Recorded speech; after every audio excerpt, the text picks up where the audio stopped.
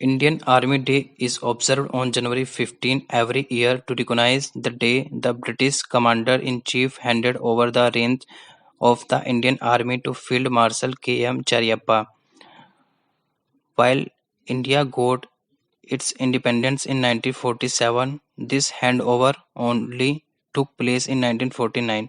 India has had military capabilities from the time of the Indus Valley civilizations that flourished between 3300 BC to 13 BC.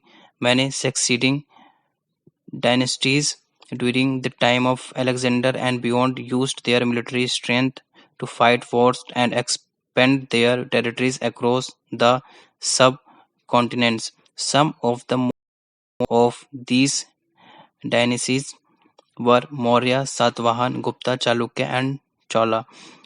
These dynasties were followed by a series of wars waged between Central Asia's armies, which the Mughals considered the originate from present-day Uzbekistan, eventually won.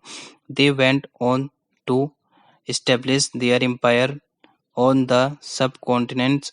When the East India Company was set up, the territory was divided into presidencies and each had its own army unit. These were Madras, Calcutta, and Bombay. Independent regional kingdoms like Mysore were able to defeat the British Army at war and hold on to their territory until the rural of Mysore. Tipu Sultan was finally defeated in 1799.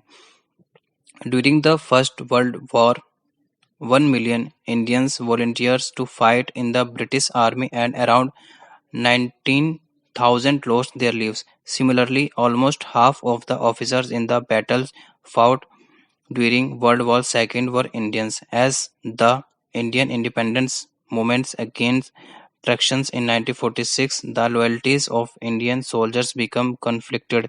Many multinamed against the resigns from the British-led army and navy units, while the Indianizations of the armed forces under the British continued well into the country's independence. The final handover took place on January 15, 1949, and this is the way we celebrate.